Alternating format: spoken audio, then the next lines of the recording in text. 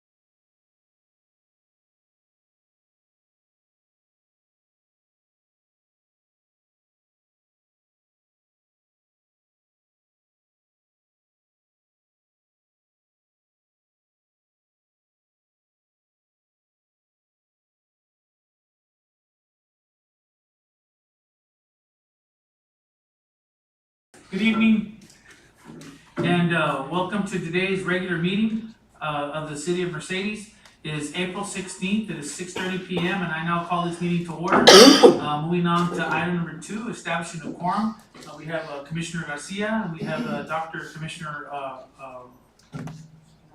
Saldana, and myself, Oscar Montoya, your mayor. We do have a quorum.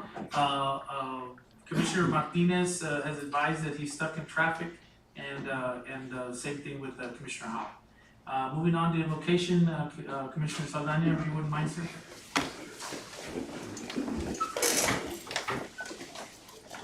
In prayer, Heavenly Father, we thank you today for this wonderful day and for all the great people that we serve. We ask that you guide us today, Lord, that our decisions may be beneficial to the city and help us grow and prosper, and that everything we do may be pleasing to you. We ask your blessings upon the commission and the people of Mercedes. In Jesus Christ, and we pray, amen. Amen. If you don't mind, Commissioner Garcia, leading us in the pledge. I pledge allegiance to the flag of the United States of America and to the republic for which it stands, one nation, under God, indivisible, with liberty and justice for all. Thank you, gentlemen.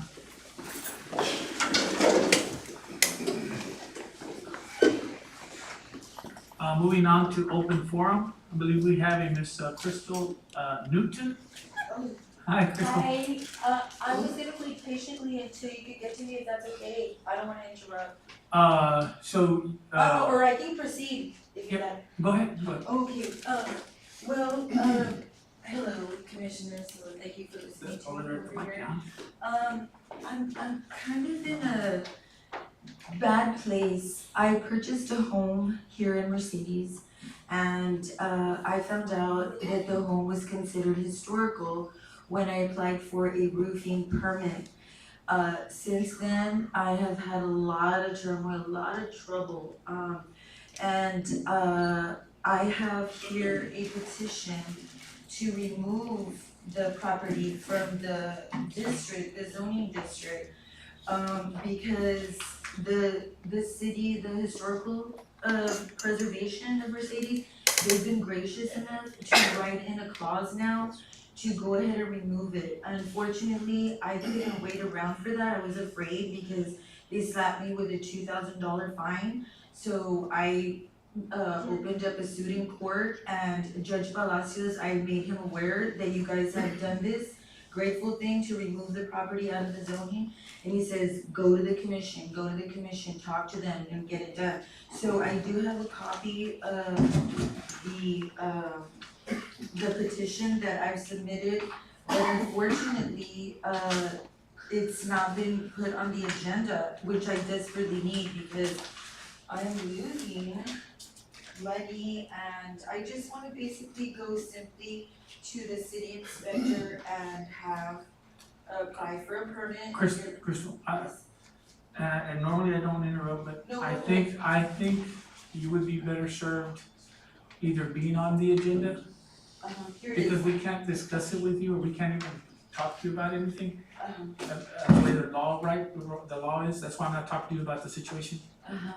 But tonight, maybe I could either give you a call sometime today or set something up with you for tomorrow, and maybe get you on the agenda. Is that necessary? Tomorrow I'm in another court, That's fine. in Cameron, but Next week? I would really just like to make you all aware that there's nothing in writing for me, no signature, no anything. The property was properly searched, and I can't believe that the city of Mercedes would actually expect for somebody to find out that it's historical simply by going and asking for a permit. It's been very damning for me. We've taken out 60 tons of trash out of this home, and it was more than I thought I could handle. And financially, it's been a great burden, and the people seem to like it, and I just wanna continue forward.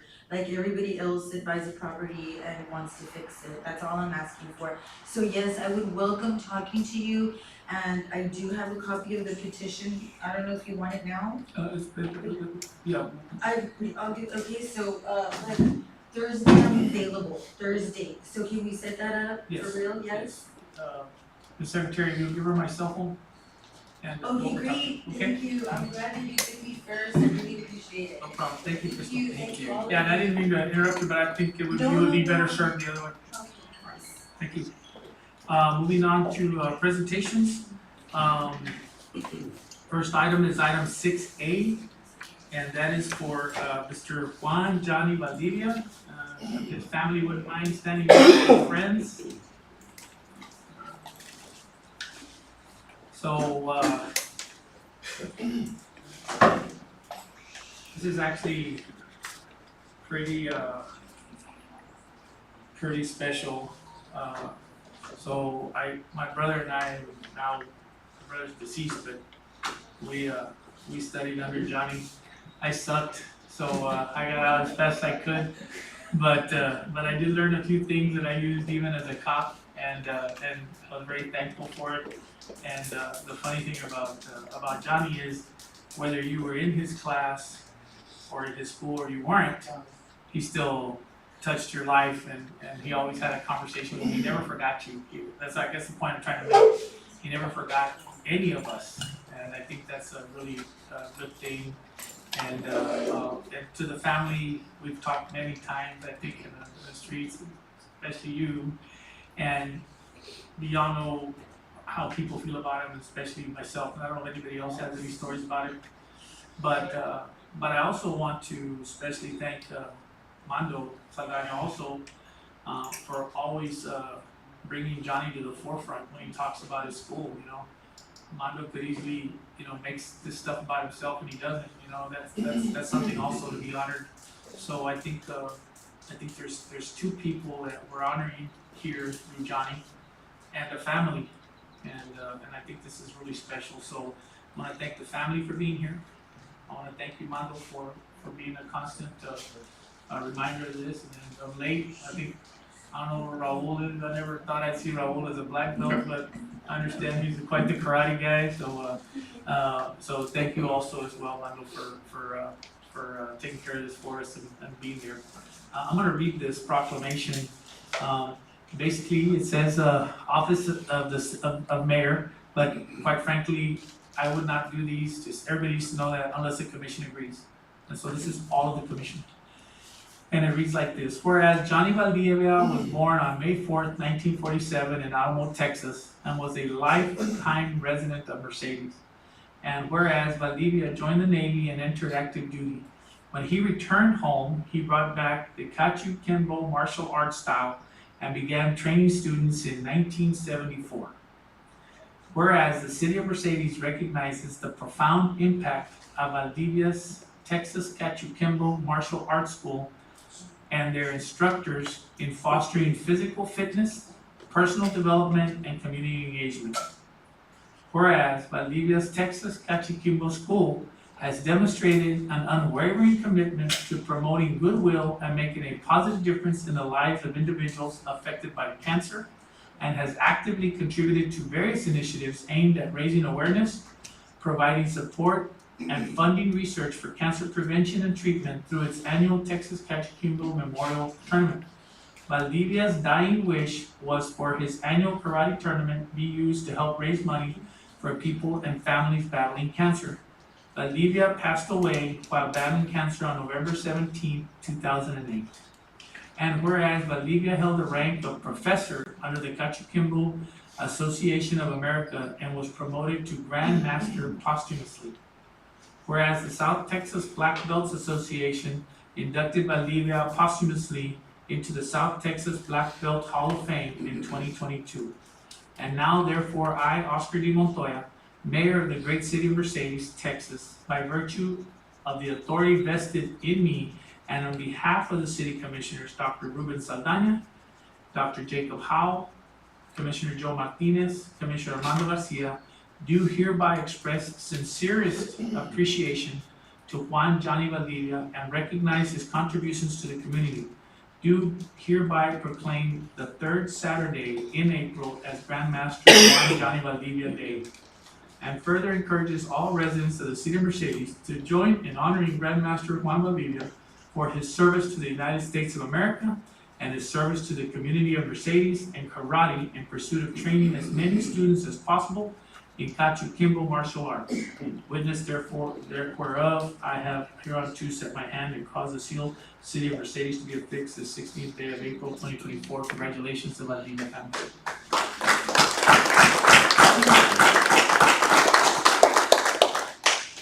So I don't know if somebody would want to say a few words on behalf of Johnny before we take pictures. Looks like tag you're it, Mando, right here at the thing.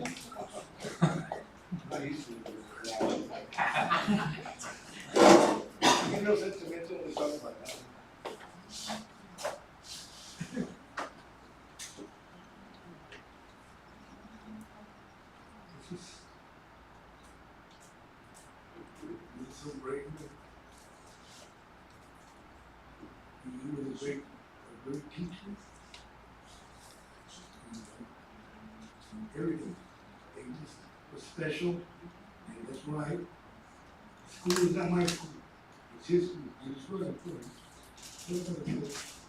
All right, thank you, Mando. So, for y'all that don't know how it works, so Johnny started teaching in his garage at his house, and I still remember Miss Valdivia coming out to bring us water and stuff like that when we work out there. In the summer, it was hot. And Johnny didn't care. He still worked our butt off whether we liked it or not. A lot of discipline came out of there, a lot of setting goals, and he always had a positive word. He had a way of pushing you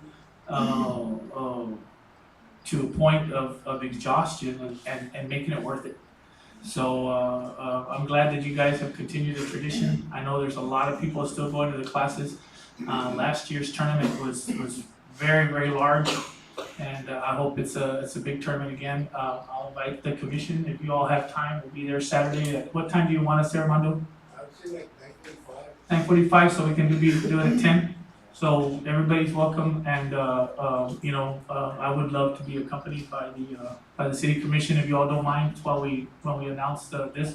And what I wanted to do is either read it, or if there's not enough time, we can just say that we're giving it, whichever the case may be. But you tell us there at 9:45. Is that all right? All right. Well, let's take a picture.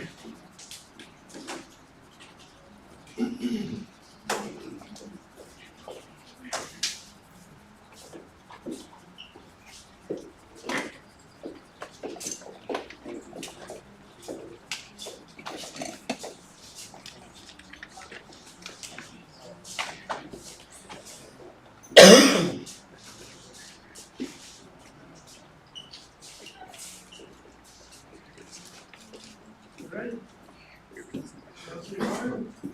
Three.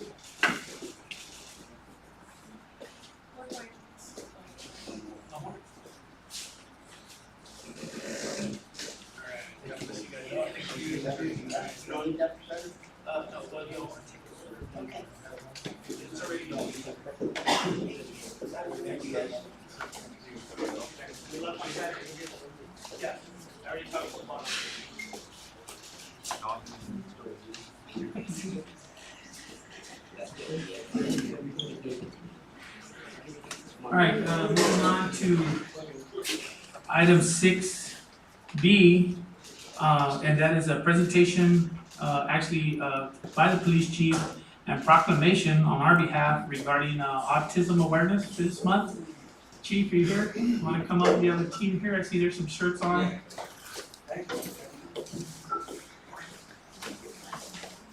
You want to introduce your friends? Good evening, Mayor, Commission, everybody. We wanted to highlight on our first annual autism awareness walk that we did and acknowledge the groups that were involved. First, we have Team Mario. Is Team Mario here? Would you introduce yourself and your name?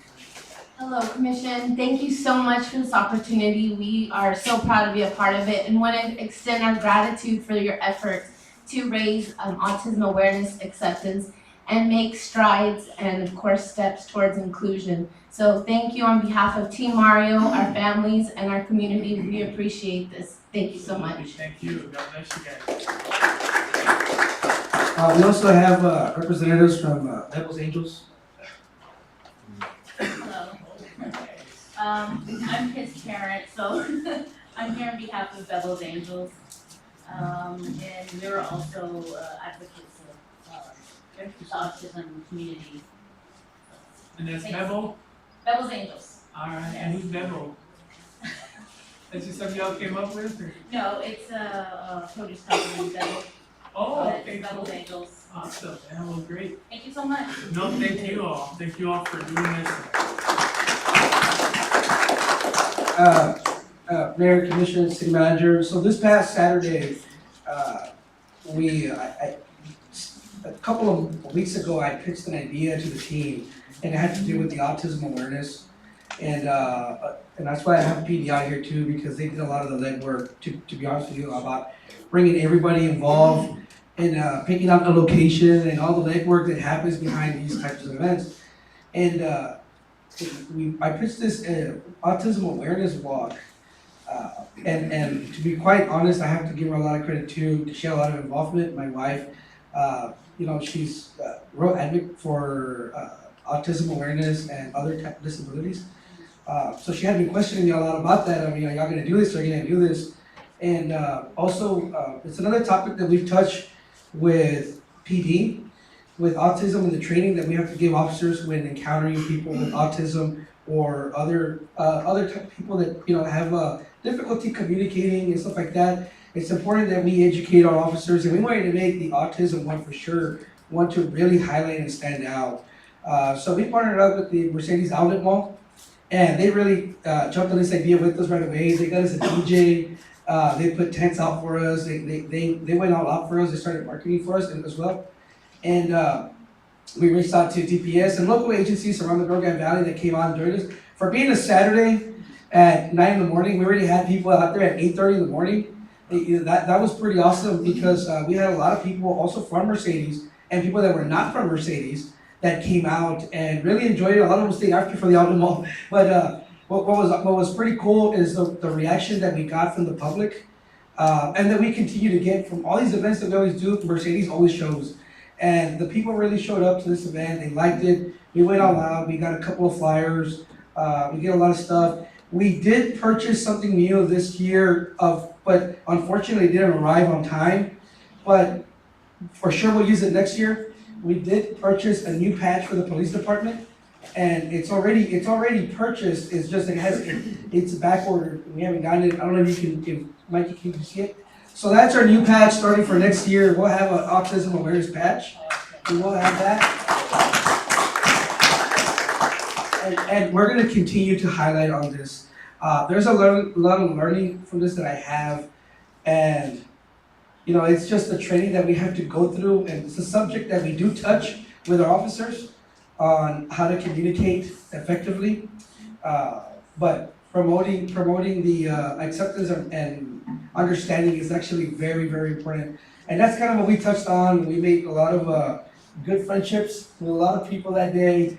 I know that Team Mario, if I'm not mistaken, y'all had somebody from Houston come down for this event that day. They had somebody from Houston who heard about the event, and they came down with us to participate. So I thought that was pretty cool. And again, we just wanted to highlight the event itself and appreciate everybody's support and help. The Alamo couldn't be here today, but a big shout out goes to them for everything that they did for this partnership. And we look forward to continue doing other events and other awareness walks throughout the year. Thank you. Thank you, and you and your team. I'm gonna read this, the proclamation, and I want you all to know that the city of Mercedes, and we talked about this, we stand behind all the progress that has been done. And not only just in autism, but you know, there's been a big push also for the hearing impaired, and I think the more that a city does for their people, especially the more special people that just add to, you know, the vibrancy of our city, and that's really important. So our hat goes off to you, Chief, for you all leading the way, you and your team. Appreciate all of you. I know all of y'all played a big role in this, and we appreciate you guys. So City of Mercedes proclamation, whereas autism spectrum disorder is a complex neurodevelopmental condition characterized by challenges with social interaction, communication, and repetitive behavior. And whereas autism affects individuals of all races, ethnicities, genders, and socioeconomic backgrounds, with a prevalence rate that continues to rise globally. And whereas promoting autism awareness and acceptance is essential to fostering inclusive communities where individuals with autism can thrive and reach their full potential. And whereas early intervention, access to quality healthcare services, and support for individuals with autism and their families are vital components of creating a more inclusive society. And whereas recognizing the unique strengths, talents, and perspective of individuals with autism enriches our communities and contributes to a more diverse and innovative society. And whereas by raising awareness, challenging stereotypes, and fostering understanding and acceptance, we can create a more inclusive world where individuals with autism are valued members of society. Now therefore, I, Oscar Montoya, Mayor of the City of Mercedes, Texas, do hereby proclaim April 16, 2024 as Autism Awareness Day. I call upon all citizens, businesses, organizations, and government agencies to join together in promoting autism awareness, acceptance, and inclusion in our communities.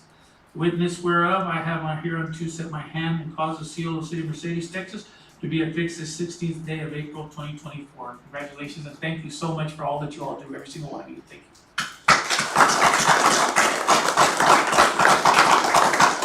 On a side note, Chief, we're gonna take a picture of y'all. I have a nephew who has Asperger's syndrome, and he's driving to college, so he's driving our streets here in Mercedes. He's staying at my rent house right now, and he actually drives. So y'all's training and talking to people who may have struggles in communications is gonna be huge for not only him, but the many people who do that. So thank you again for doing that. So, would y'all mind taking a picture with us? For the record, present, thank you. Oh, yes.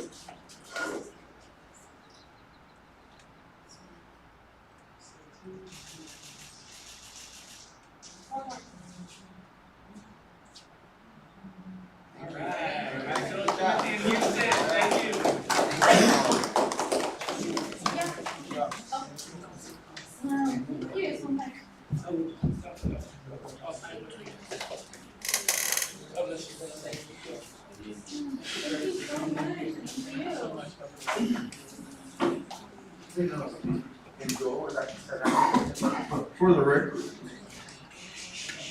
Okay, all right. Okay, moving on to item 6E, presentation by Schneider Electric.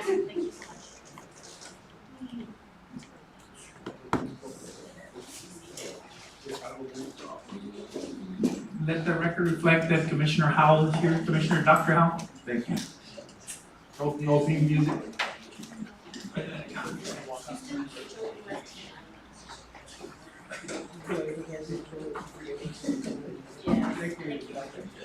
You see that all the education.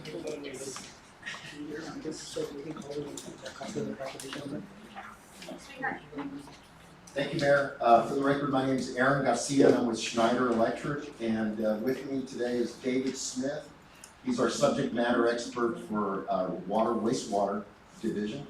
And I'm the account executive for the South Texas region for our company. I live in McAllen. I cover the South Texas region for the business development. Thank you.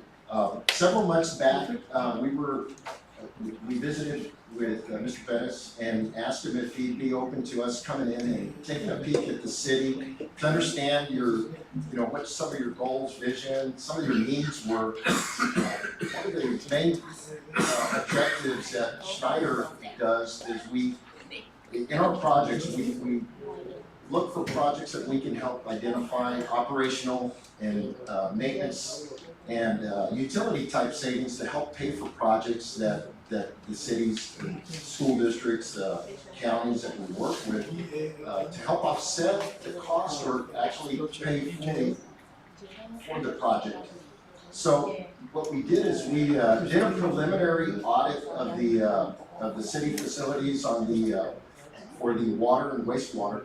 So what we're going to do today is kind of present some of our recommendations, some of the findings. We also looked at the Freeze and Nichols report that was done for the water plant, so we'll make some comments about that as well, and then we'll explain to you kind of what the next steps are. But if you flip to the next page on the goals and objectives, was one of them to determine if there was any opportunity, as I mentioned, for operational maintenance, utility type savings to do a project through a performance contract. That's the specialty, that's the procurement method that we work under, and it's a design build approach that the state allows public entities and utilities to utilize this procurement method to offset costs or pay for the entire project through a performance project, and I'll explain a little bit more about that shortly. If you turn to the next page, which is the Freeze and Nichols report, I'm gonna let David jump in and kind of explain what our comments are on that. Okay, Freeze and Nichols essentially did a study that evaluated dewatering technologies for your water plant residuals. This is settled solids that come out of your water plant for the treatment process.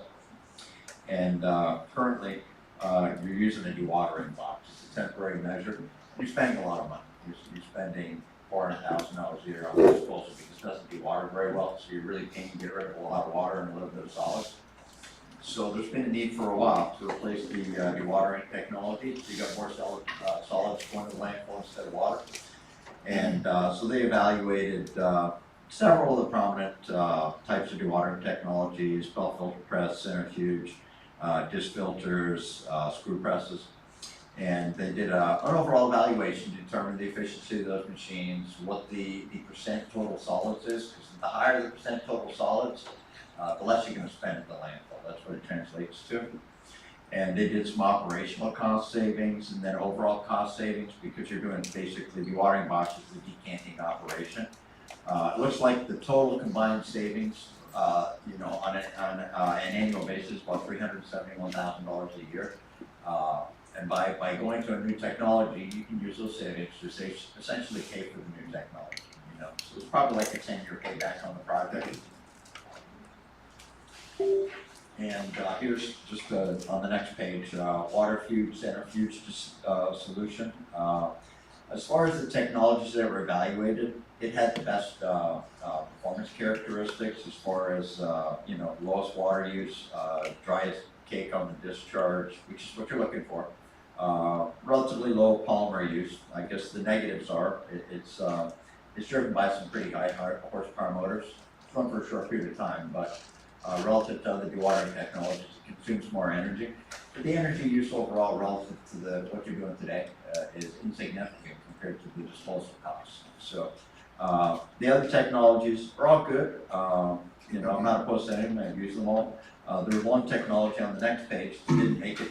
I guess it wasn't considered for evaluation, but it's typically used in water treatment and wastewater treatment facilities. And it's a plate and frame dewatering press. It produces better solids. I mean, you get 40 to 50% solids. If you're comparing it to even to like a centrifuge, I like to break it down into what lay people can understand. If you produce 10 truckloads of solids with the centrifuge, they'll produce 5 truckloads of solids with the plate and frame because it's using more water. So you're paying ultimately for disposal. Less trucks to the landfill is better than more trucks to the landfill. So that's the best way to explain it. So it's another alternative to look at. Now with I will say with the contracting model that we use, I'm not really particularly focused on the technology. We like to work with the customer, pick the best technology, whatever your operators are comfortable with, because the technology is only going to be as good as the people that run it. If they don't like it, it's not going to work. So you pick the one that works for your community. They all have benefits. They all produce similar amounts of savings. You're going to be in the same ballpark with $370,000 a year of savings, no matter what technology you use, because it's much better than just using a box and letting the water leak out of it. So our performance contracting model works on guaranteeing savings to help pay for the project, keep your software landing on capital expense. We have a full management team, engineering team. Schneider's a big company. We've got 200,000 employees. We're global, and I think we have 17 offices in Texas. So we're all over Texas. We're all over the place. You want to go through the financial savings? Should run through that. I'll let Aaron jump on this. So the next page, which was the financial savings opportunities, I think David already mentioned most of that, which is almost $372,000 a year in savings is what the projected savings. Now that was the savings projections that Freeze and Nichols had come up with. But once if we were to get into an agreement to move forward with the city, of course we'd have to do our own evaluation when we come up to determine if those numbers are correct, whether they're plus or minus that as well.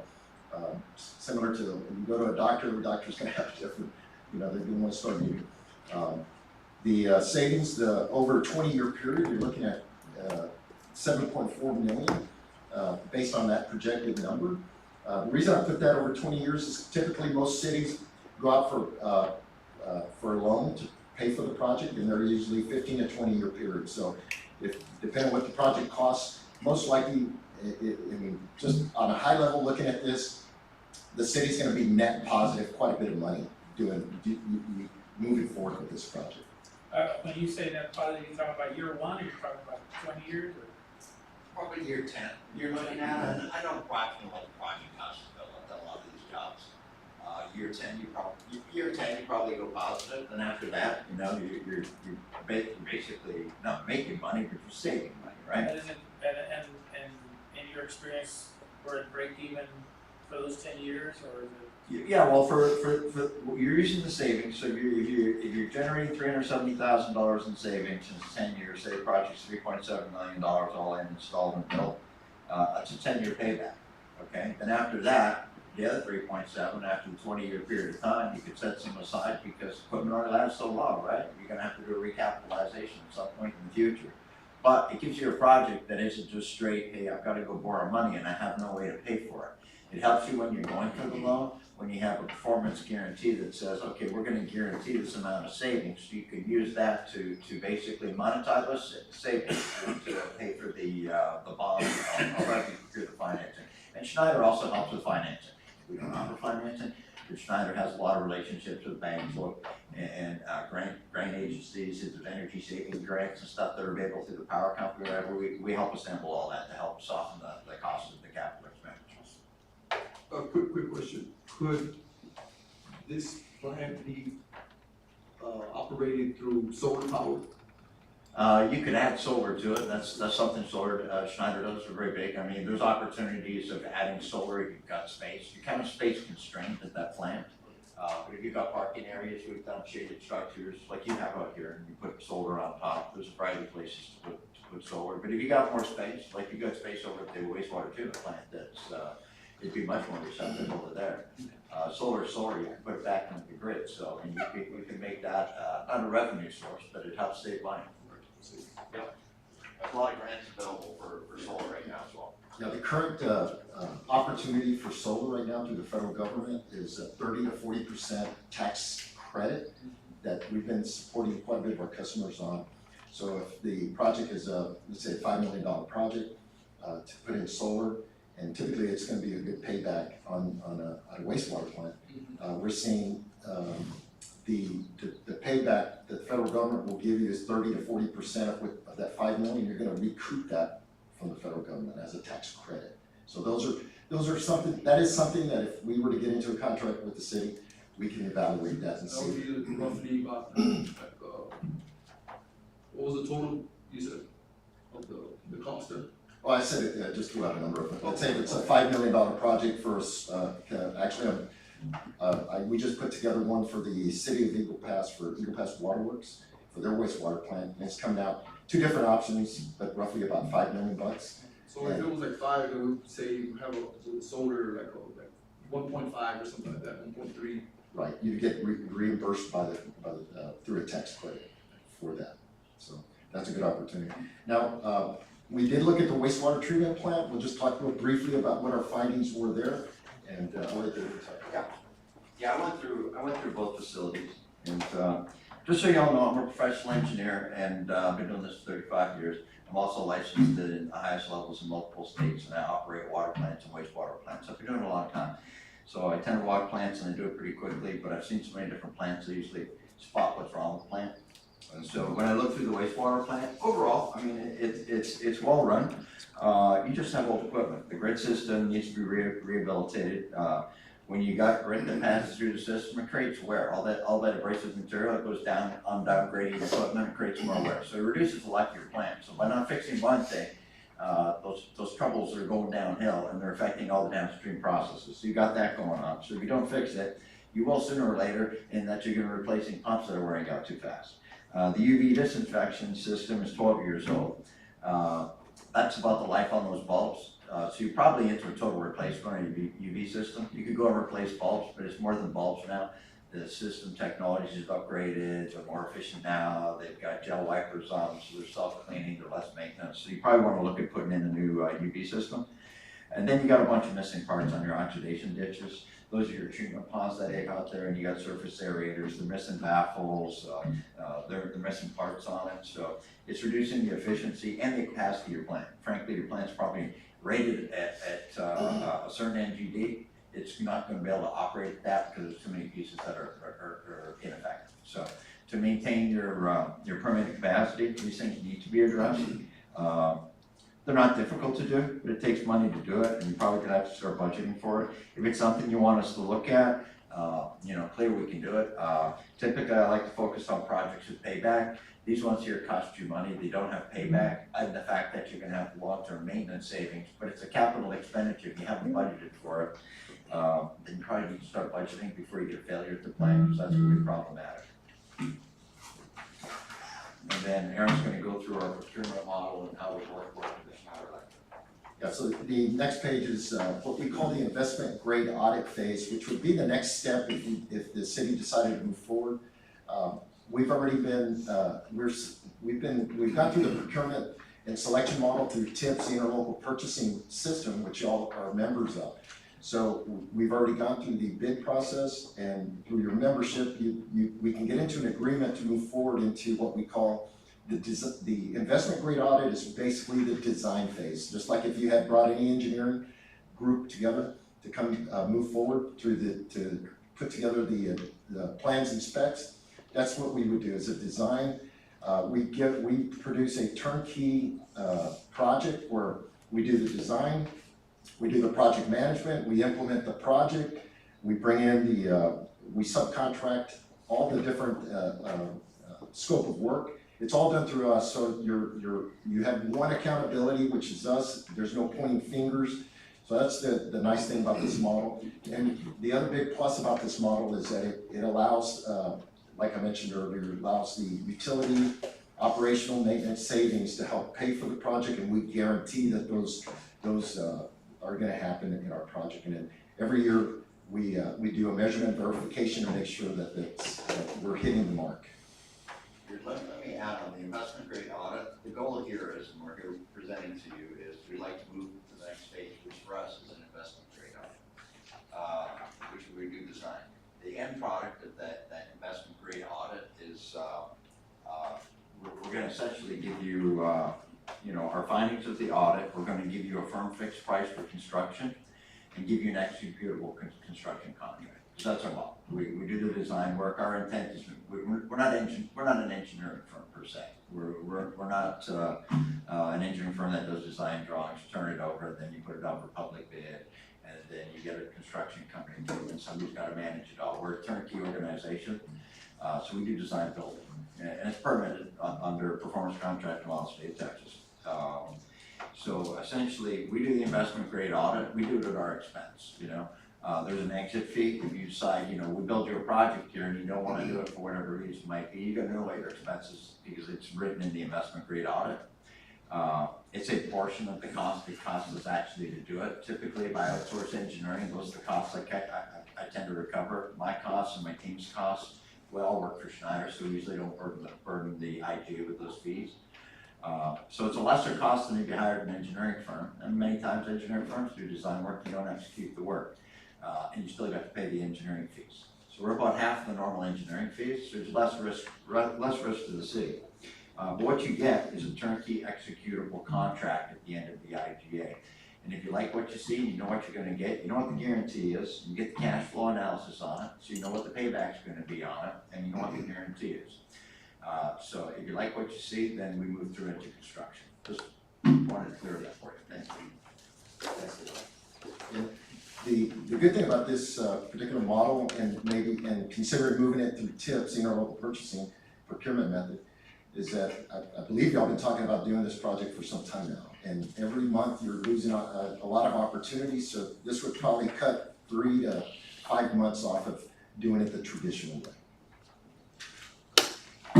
The next page is just a snapshot of some of our projects that we've done. We've done over 1,000 projects nationally.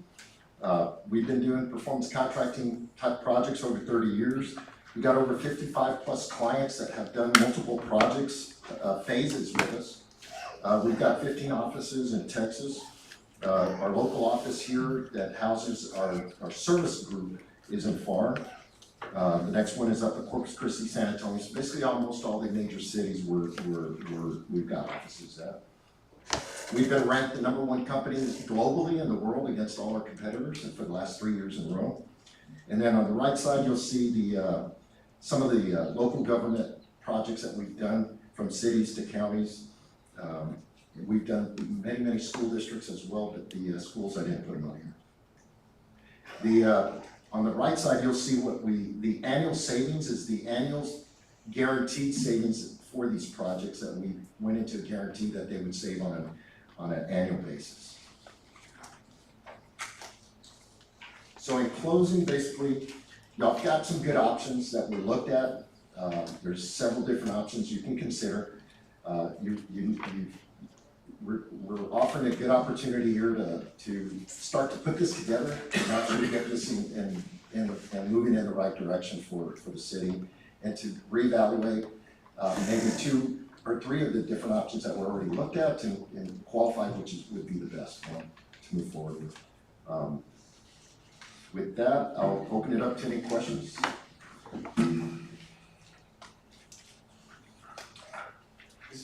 Is it open for public comment as well too?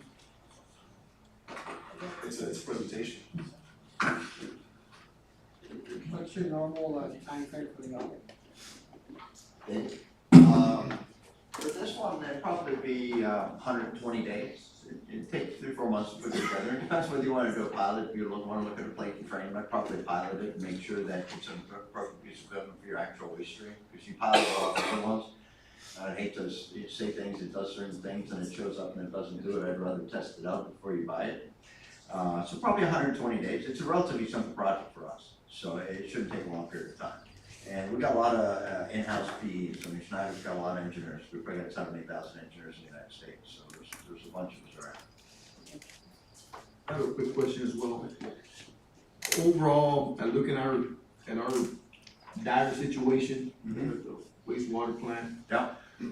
Looking at the data and research analysis that you have in front of you and what you guys looked at, what would be the overall cost savings for the city estimated again, in your opinion? Of course, roughly. To do what? As far as overall putting everything together, what would the city save? So in other words, right now, we're not wasting money, but it's costing us. It's costing you money, and I won't say it's a strange situation, because I came from the business that did it. I used to be vice president of Veolia Water. You got contract operators out there at the wastewater plant. So I don't know if it's the old staff that would, and then the private company came and took it over. It's an okay way. I mean, I know why people do it, because I used to do it for a living. They usually do it because it's hard to find that certified operator. You know, they get their certifications, they go to bigger cities, there's constant turnover, so it's a problem. I mean, if you got a well-run facility, it's not so much, I hate to keep saying savings, because you've got to put money into it. To create those savings, you have to spend some money. I'm typically able to save. If I come in and I can do a rehab on a facility, 20 to 30% in savings. But you gotta spend money to achieve those 20–30%, you know? And this would be our annual Yeah, cost. it's usually, I look at it as, what are your, you know, you got people, power and chemicals in that order. Those are your expenses in running the utility. There's not much I can do with people because you're pretty lowly staffed. I mean, you don't have a lot of people out there as it is. It takes a lot of people to run one of these utilities. Power I can do something with, that's our business. So I look at newer equipment, more efficiency, variable frequency drives, running the pumps at the sweet spot rather than just off on, which creates a lot of wear anyway. And then chemicals, I look at a lot of automation. So automation and controls is Schneider's core business. That's where we're the biggest automation and controls company on planet Earth. Now, you guys have a staff, but you guys would also train our staff to. Yeah, I can. I've done it myself, you know. We got a lot of different specialties. Mine is water, wastewater. I've been doing it a long time. I've written O&M plans. A lot of times you don't have, the SOP doesn't even reflect your standard operating plan. Hasn't been updated since you first built the plant, but you've done 3 plant expansions. So nobody really knows how to run it. I go to plants sometimes and I ask people, and I know they don't know how to run the plant. They don't know how to run the plant. But I mean, they're telling me stuff that, hey, that equipment's not even there anymore.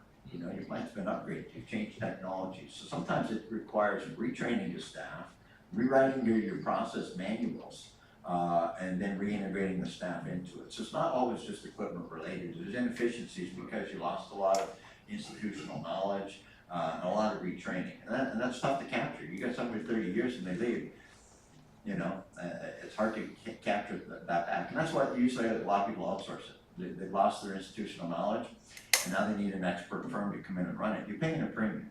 I can assure you, and I was in that business. I ran 56 different cities while I was at Veolia. They're making money, so there are savings. I mean, they wouldn't be doing it if they weren't making money. So there's opportunity for savings. Maybe to consider taking it back in-house. You know, I don't want to offend anybody that's working for the water company that's running that. If you got well-trained staff and a well-maintained facility, it won't be expensive to run. But usually you start dragging out the projects, you don't make those improvements, and that's where the problem starts. And then it ends up in outsourcing, and you're paying for that. And I think you hit on some key points, you know, and I'll kind of keep to myself for now, but Yeah. I appreciate it, thank you. Okay. Steve, you have something to say? How you doing, Mayor, Council? For the record, Steve Cruz, I'm the owner of CB3 Equipment. Snyder Electric, when I worked in the public sector, got nothing but great things to say. It is a financial component and tool to be able to get huge capital projects done, so this has nothing to do with Snyder Electric. It's the report that's in their findings and in there that I have an issue with. And we've already proven that this report was biased. And if you want to talk about the centrifuge, and at this point, I don't even care if you buy my equipment. I just want to do what's right and what's fair. I'm local, I'm a one-man show, you know, this is my livelihood. And when I have a staff member who's partners with the person selling this equipment and is pushing this for personal agenda, I've got an issue with that.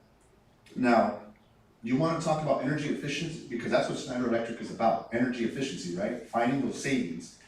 You're talking about 100 horsepower versus 5 horsepower. That in itself, and I'm not the engineer, I'm not the guru, but that in itself is a drastic savings. Your wastewater treatment plant. You know, we had a cost estimate that we did on the sludge hauling, and I'm just trying to show you how we're always trying to find a way to save money for you guys. Because I was in your shoes, in the public sector. We had a cost estimate of $120,000 to remove sludge from your wastewater treatment plant. I don't think it's gonna go above $30,000.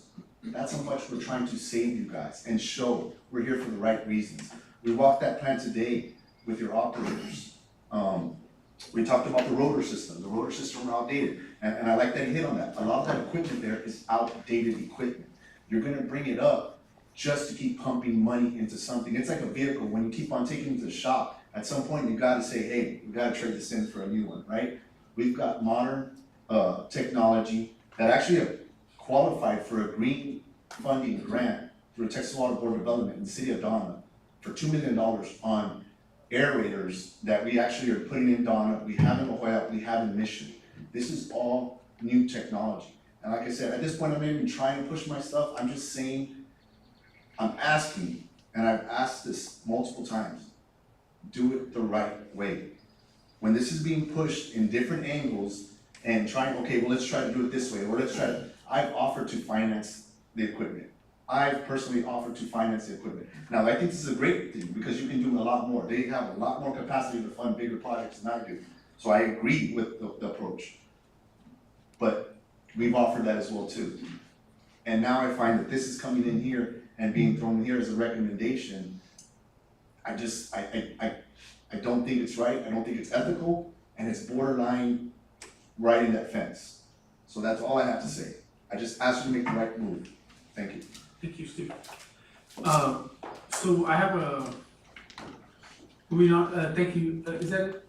Go ahead. Yeah, I appreciate the comments that Steve made. I just want to make it clear that when we do projects, we're vendor neutral. When we do projects, we represent the city, and we're going to develop the best project that makes sense. We look at several different options, and I'll give you an example. Like we did a project at Webb County, and we had recommended some particular equipment there.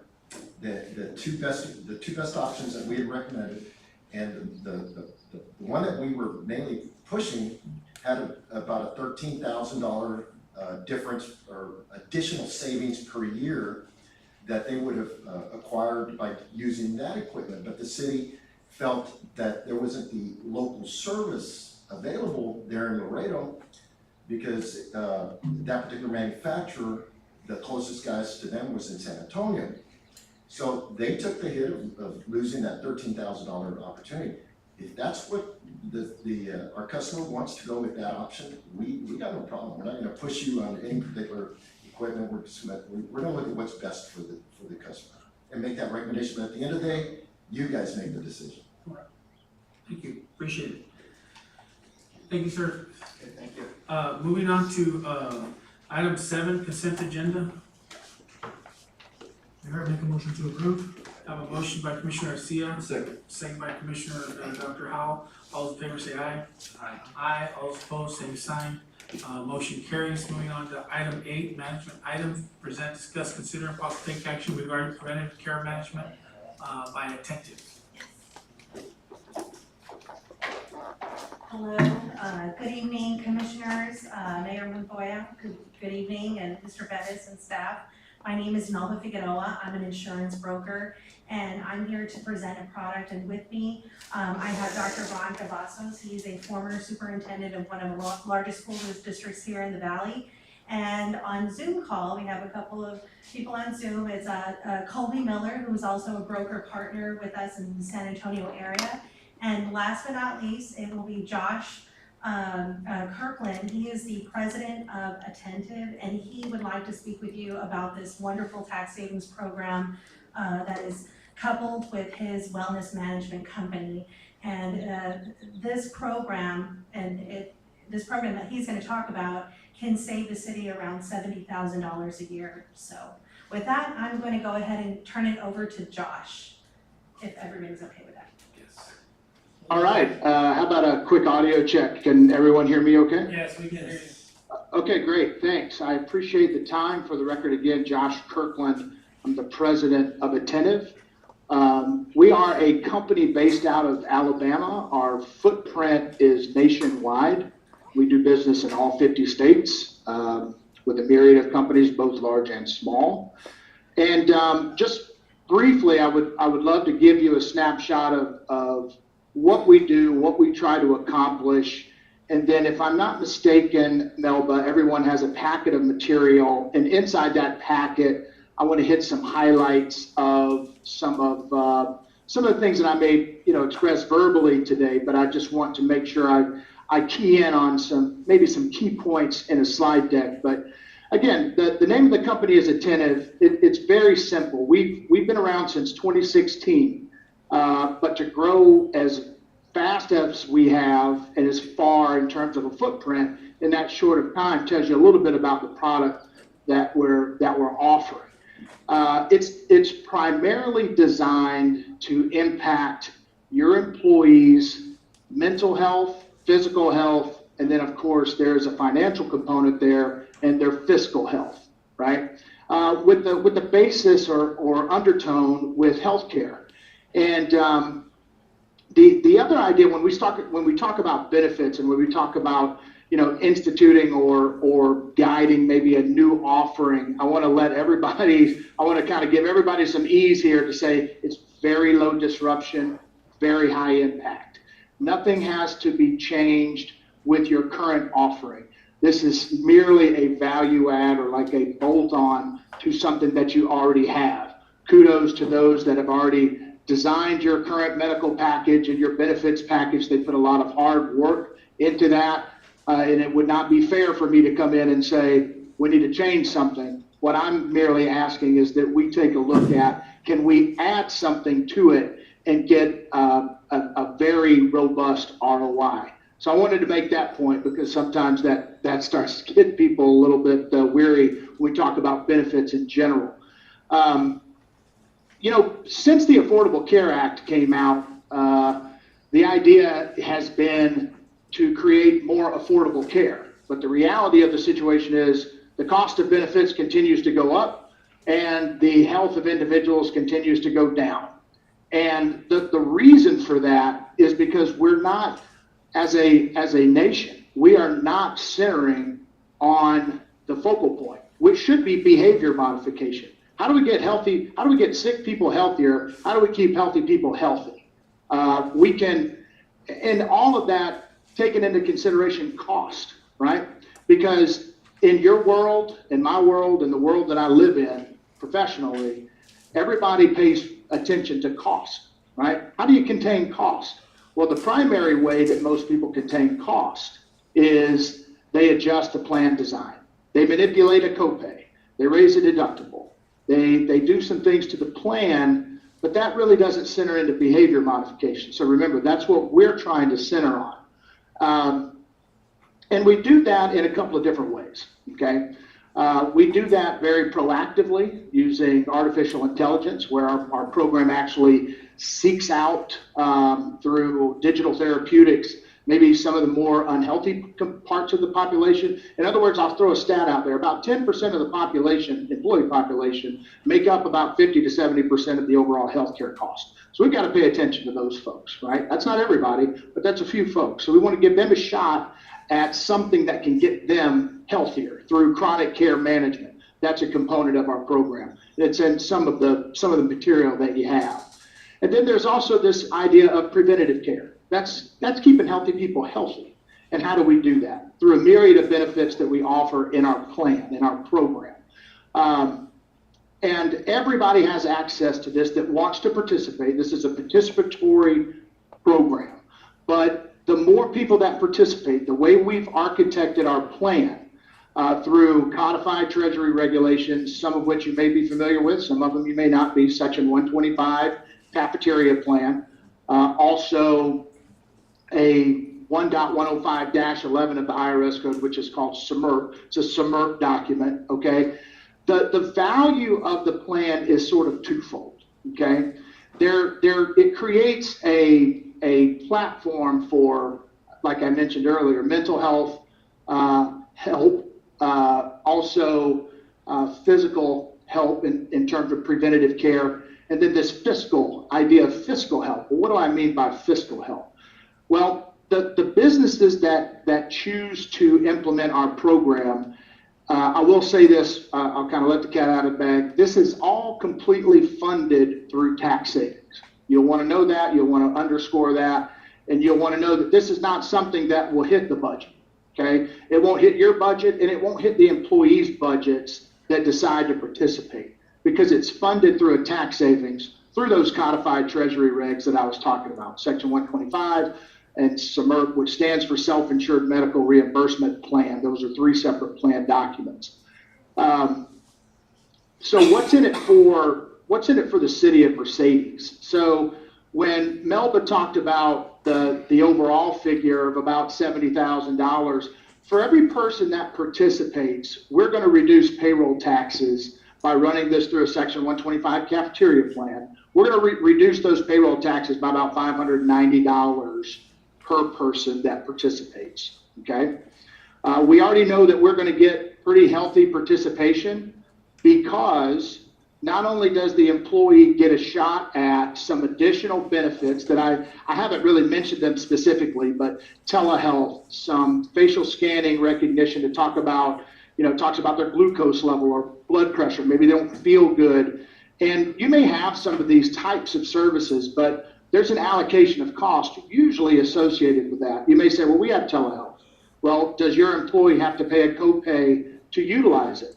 There are no copays with any of the benefits that we offer in our program, okay? So that's one solid point. Again, you don't have to change from one to the other. We're just giving your employees an opportunity at a cost-neutral component that may give them the same type of treatment of something that you already have or don't have. But in addition to those great benefits that are inside the Attentive plan, it also creates a tax savings for that employee as well, to the tune of about $1,800 per year, or about $150 per month, that individual could then allocate to maybe some additional benefits that maybe last open enrollment they didn't take advantage of because they had to decide whether to put food on the table or fuel in the car, or things were just too tight. You can have the best plans in the world that you offer your employees, but if they don't feel like they can afford it and they don't opt into them, what do they really have? So we're providing that fiscal help that I'm talking about, that they can defray the cost of maybe some of their existing benefits, maybe they took them all and they're just tight. We can help defray some of that cost. So it's sort of a three-pronged approach when we talk about value. And this is in the deck, right? It's notated, I think it's around slide 4 or 5. But this is where it really outlines what's in it for the employer, in this case, the city of Mercedes, what's in it for that employee monetarily.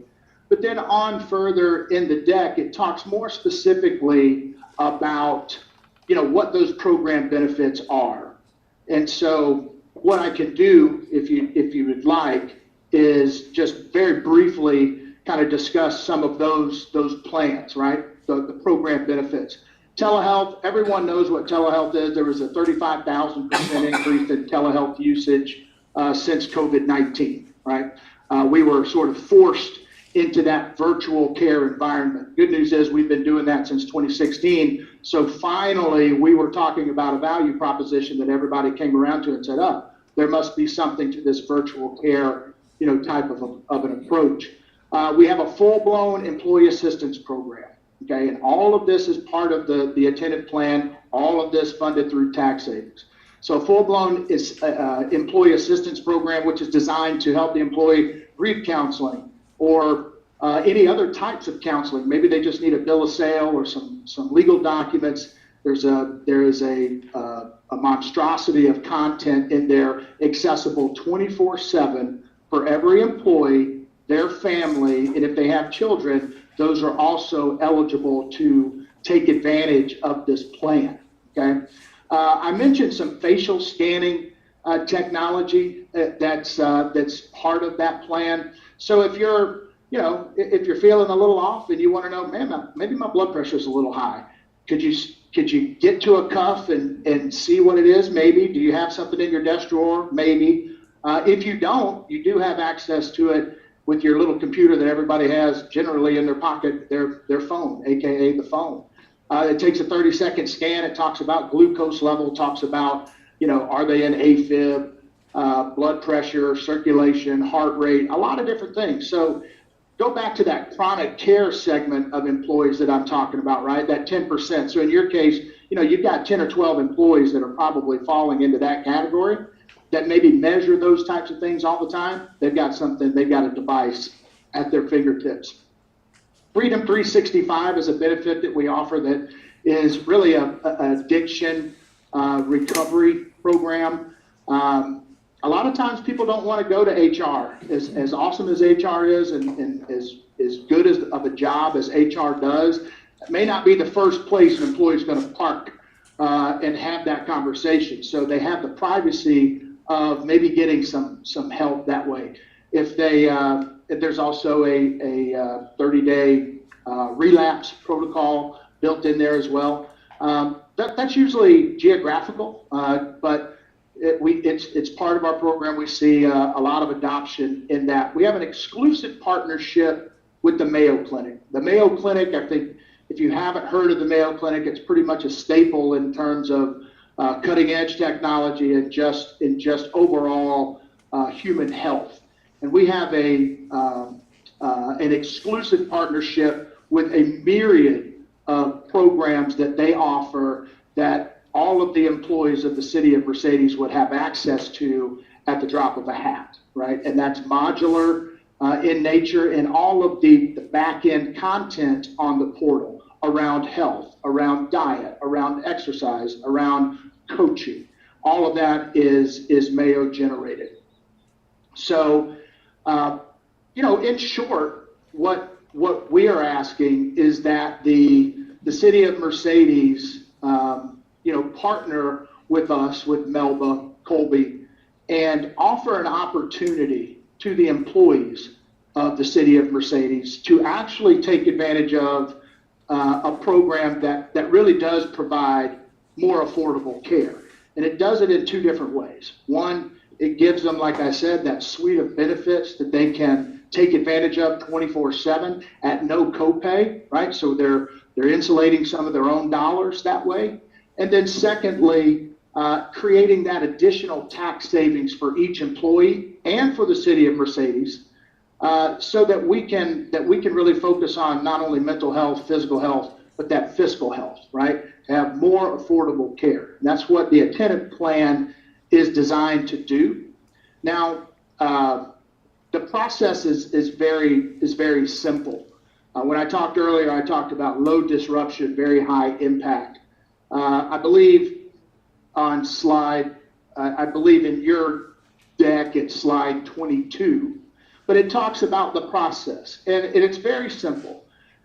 We have payroll specialists, we have on-staff ERISA attorneys that complete all of the documentation needed in order to implement the plan.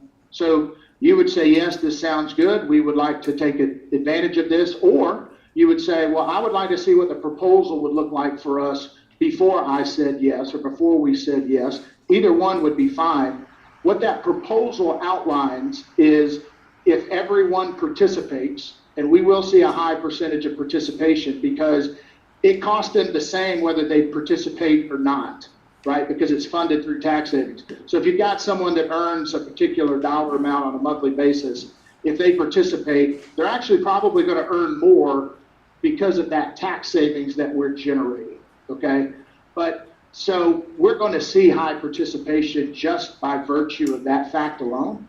But we will create a proposal based on some census data that we would gather.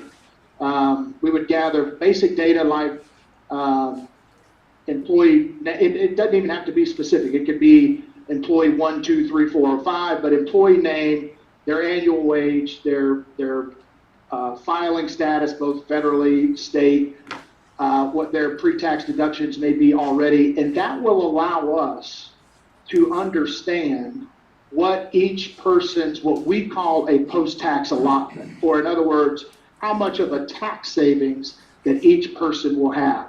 I know based on the industry class, that we've done this so much that I can already tell you the average is going to be about $150 for each individual to participate. But some may be, $189, somebody might be $73, but the average is going to be $150. We could, present that to you, or if you say, it sounds fine, once we receive that proposal, then we would set up the plan documents, right? The plan has to have the program has to have 3 plan documents in order for it to be compliant. One is a Section 125 cafeteria plan document. The second is a SMRP document, which stands for Self-Insured Medical Reimbursement Plan document. And the third is a Preventative Care Management Plan document, okay? Our on-staff ERISA attorneys create those documents, present those to you for your files. And then from there, our payroll works with your payroll to establish all of the assumptions that go on a monthly basis, okay? And then from there, once the payroll is set up, Melba, Colby, their team would go in and educate each employee on this plan. They would have the ability to participate or not. I think that's important to understand as well. This is strictly participatory. If they want to participate, we're going to show them the value in participating. The city of Mercedes will want them to participate because each person that participates, that's a reduction in payroll taxes of about $560 to $580 per person. But it's still that ultimately it's their decision. And then after that employee education, communication, opportunity, then they would enroll, and then the plan would be effective as it would just like your other traditional benefit type plans. And if there's a new hire or if someone, falls off the books for some reason, they retire or what have you, then, we make those adjustments per usual, just like you normally would. A lot of times, and I'll make this last comment, I'm sure I've created some opportunity for some questions.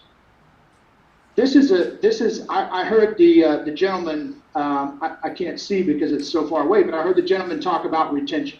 I heard the gentleman talk about attraction of employees and the retention of employees, particularly in the city. This is precisely a vehicle that will help mitigate some of that defection, right? There's no real universal way to attract employees outside of cold hard cash. And the problem with that is, I think America tried that. They said, look, if you want to work here, we'll give you a bonus. But the problem is you create an unintended consequence because you didn't do anything for those people that left or didn't leave, pardon me. And so we see that this type of a program is a universal way to not only award and reward those that are coming on, but reward those that didn't go anywhere. So we're seeing higher levels of attraction and retention in terms of this type of a model being in place. It's not novel. Like I said, it's been around. You can actually find this model set up, and you're going to maybe get a chuckle out of this, but it's on page 33,162 of the Federal Register. And the reason why you probably never heard that or heard of this is because I don't know anybody who read that far, quite frankly. But that's the reality of the situation. There's also a write-up, and I would love to get this to you all probably electronically, but there's a write-up in the National CPA Journal, right, which has been around for 80 years, and it's sort of the staple for these types of plans. They do vetting and they do, they do some deep dives into these types of plans for CPAs and others. But our model is front and center in that publication, which gives us a little bit of credibility. So I've said a lot. I know I think I was on the clock for 5 minutes. I probably exhausted that. I apologize. I'm thankful for the group in front of me because they softened that 5 minutes up a little bit for me. But I'll pause here, and if there are any direct questions, I'll be happy to answer any of those from the group. I've got a question. So the goal is to benefit the employee through a taxable deduction of sorts. Is your fee adjustable to increase that benefit to the employee, or you're set on the fee that you charge? Melba, I'm having a hard time hearing the question, so maybe you can help decipher that for me. Is the fee adjustable? No, the fee is our fee. That's our administrative fee. That's for our on-staff ERISA attorneys. That's for our group of payroll specialists that help each and all of our clients set up this type of a program. So the fee is the fee. The fee is shared. I'll make this note because again, in the deck, it talks about, kind of how the money flows there, but the fee is $129, okay, per participating employee. And it's shared between the employee and the city. But keep in mind, and it's shared in this way, $80 from the employee, $49 from $89 and $40, $40 from the city. And that is again, that's paid for by tax savings. So the net effect of the tax savings is the employees, I mentioned $150 on average, that is after that $80 fee. And the $550 to $60, and I'm being relatively conservative, it probably be a little bit more than that. That is net of the $40 fee from the city. So you're still seeing the net effect of our plan is $50 per participating employee to the city, and then on average $150, and that's annually, and then an average of $150 per month to that employee on top of all of those suite of benefits that I mentioned. And the fee is $129, but if you wanted to pay more of that fee, if you wanted the city to pay more of that fee, you can do that. It's like a sliding scale. As long as it hits $129, you can adjust it how you want to adjust it. Yeah, that's accurate. I'm sorry, Melba, I may have misunderstood the question. And Colby, I'll let you clean me up here. Because it's the city's plan, it's your plan. So you get the autonomy from the fee perspective to move that however you need to move that. But at the end of the day, it's just got to be the equivalent of 129. Sorry, Colby, I think I was. No, it's okay. I just wanted to clarify, just so everyone knows, there's about 3 companies out there that are reputable, right? The rest of them are fly by night, much like how the ERC happened. One day there was 2 or 3 companies doing it, the next day there was 5,000. Those 5,000, they're gone now. They don't exist anymore now that ERC shut down. These 3 companies all have relatively about the same price for what the service is. But as Melba said, if the city wants to pay $140 a month to contribute to that $129, the city can. The employee will simply see a bigger tax savings. They'll get a higher raise, and I don't like using the word raise because it's not really a raise. A raise is taxable. This is just a tax savings. They'll see a larger increase in their check because of tax savings. If the city wants to pay less, then the employee has to come out of pocket through their tax savings a little bit more.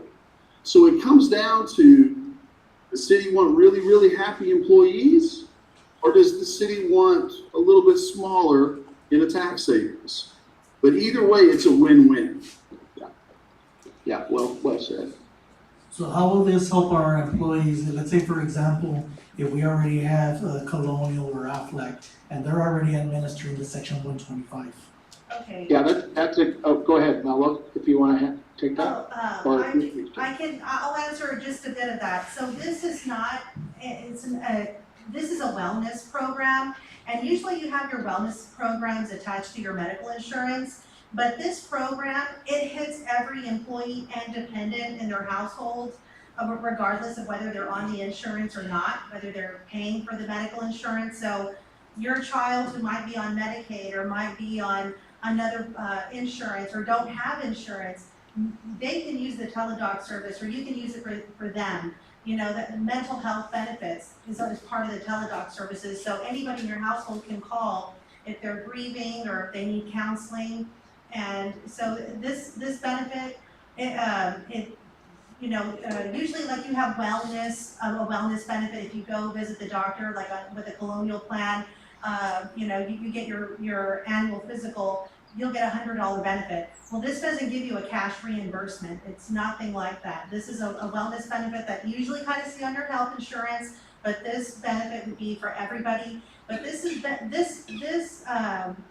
wellness program is just a vehicle for you guys to get that tax savings and for your employees to get that, bump in pay, but also to help with your overall spend in health insurance, because the more that they use this program that doesn't hit your health plan, the more you save money on your on the city's health insurance, and the better benefits all around that they get, because they get access, with these programs on their mobile phone.